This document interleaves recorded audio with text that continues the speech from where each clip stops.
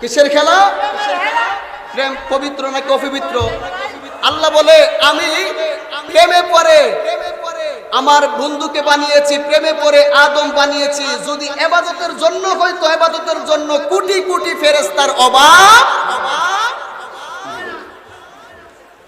এ জিবরাইল, তুমি তোমার পিছনের দিকে তাকাও।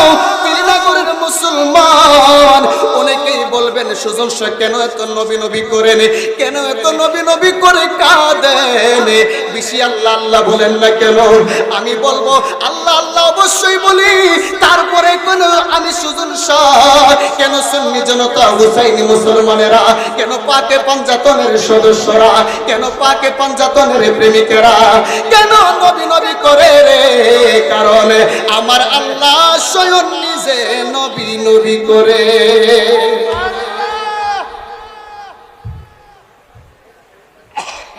নবী ডাক দিয়ে বলে পিছনের দিকে যাও। গেলেন। নবী ডাক দিয়ে বলে জিবরাইল কি দেখো? ইয়া রাসূলুল্লাহ আমি দেখতেছি একটা বাক্স দেখা যায়। আমার নবী বলে তুমি বাক্সটা খুলো না। ইন দি মিন টাইমে জিবরাইল আলাইহিস সালাম করলেন, একটা বাক্স হাতের মধ্যে নিলেন। হাতের মধ্যে নিয়ে দেখতেছে এই বাক্সের মধ্যে একটা তালা দেখা যায়, বাক্সের আশেপাশে কোনো চাবি দেখা যায় না। আমার নবী বলে জিবরাইল তুমি এই বাক্সের তালাটারে খুলো না। এবার এই কথা বলার পরে জিবরাইল বলতেছে নবী গো, বাক্সের মধ্যে তো তালা আছে, চাবি বিনে তালা খোলা যায় না, আমি কিভাবে তালা খুলবো গো? আমার নবী ডাক দিয়ে বলে এই যে কেনা নামক একটা খেজুরের গাছ আছে রে, এই গাছের নিচে আমার আদরের নাতি হযরত ইমাম হাসান খেলাধুলা করে রে। ইমাম হাসানের কাছ থেকে তুমি জিবরাইল দিয়া চাবি নিয়ে আসো। কি নিয়ে আসো? কি নিয়ে আসো? চাবি নিয়ে আসো। জিবরাইল আলাইহিস সালাম মানবীয় স্বরূপ ধারণ করলেন। এখন জিবরাইল কি ফেরেশতা না মানুষ? এই কথা বলে না কেন? জিবরাইল কি ফেরেশতা না মানুষ? এখন জিবরাইল কেন ফেরেশতা হয়ে মানবীয় স্বরূপ ধারণ করলো? জিবরাইলরে মানুষ বলা যাবে? কথা বলেন, মানুষ বলা যাবে? আমার নবী নূর না মাটি? নূর না মাটি? নূর না মাটি? বানিয়েছেন কে? আল্লাহ যদি নূর বানাই আমার সমস্যাটা কি? আমার সমস্যাটা কি? বিরাট সমস্যা। মাটি মাটি মাটি মাটি মাটি পেলেন কোথায় যখন মাটি নাই? আর নাই, চন্দ্র নাই, সূর্য নাই, লৌহ নাই, কলম নাই, পানি নাই, মাটি নাই, বাতাস নাই, নাই নাই, যখন কোনো কিছুই নাই নবী বলতেছে আমি নবী, তখনও নবী ছিলাম। যখন মাটি ওই নাই নবী বলতেছে আমি নবী, তখন নবী ছিলাম। এটা নিয়ে মারামারির কোনো কিছুই নাই। আমি না বুঝলে আমাকে বুঝাইয়া দিবেন, আমি কেন বলে থাকবো?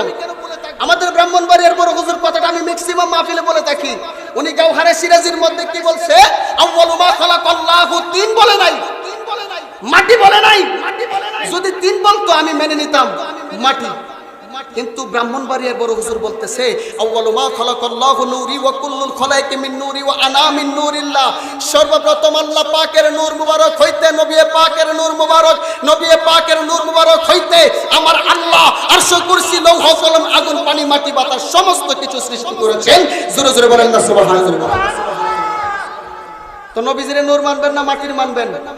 এখন অনেকে ইসলাম তো শান্তি, ইসলাম যেটার মধ্যে মারামারি।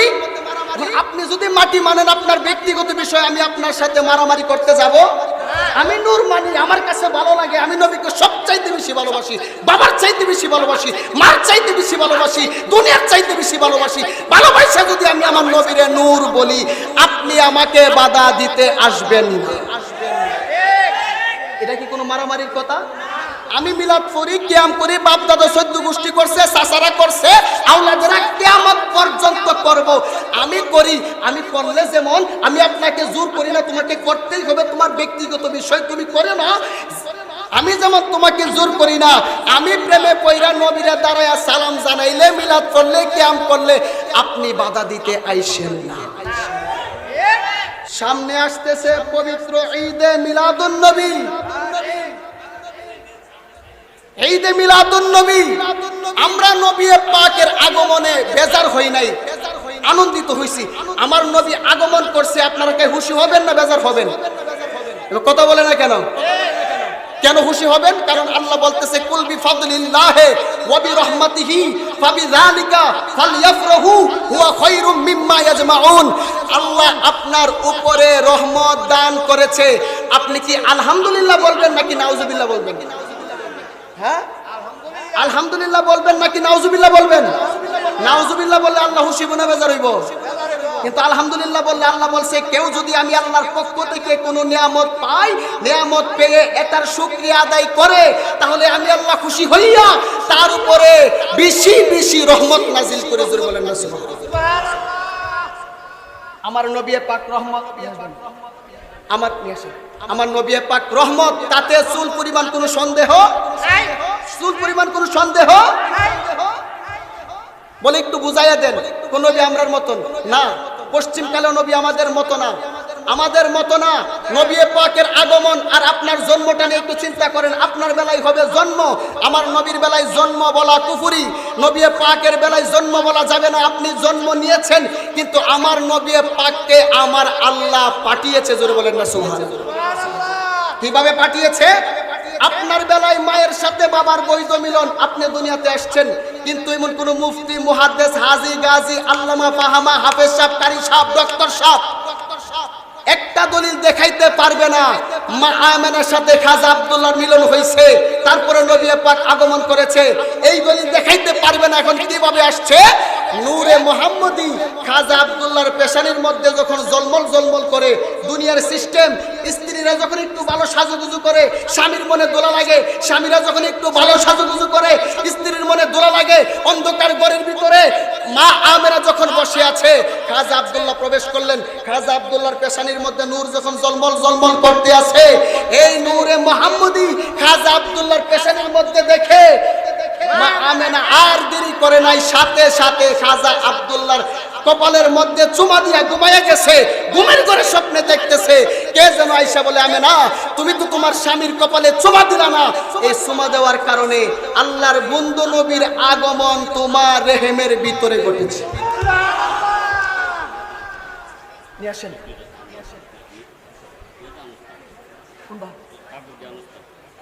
আপনার হুজুরকে নিয়ে আসো, হুজুরকে নিয়ে আসেন, তাকবীর দিয়ে আসেন। আমি কথা শেষ করে দিচ্ছি। এই কষ্ট নিছেন আপনারা? রাগ হইছেন? আমি কি আমার বাপদাদার কোনো কথা বলছি? নবীর কথা বলছি। কেন নবীর পক্ষে কথা বলতে হবে? এটা আমার আল্লাহ পাকের বিধান। আমার নবী পাক যখন মা আমেনার রেহেম মুবারকের মধ্যে চলে গেলেন, স্বপ্ন দেখে তোমার গর্ভের মধ্যে রাহমাতুল লিল আলামিনের আগমন ঘটেছে, এই কথা বলার পরে মা আমেনা বিশ্বাসই করে না। এই আমরা যখন মায়ের পেটে ছিলাম, মায়ের পেটের পরিবর্তন হয় নাই? অনেক বড় হয়ে গেছে।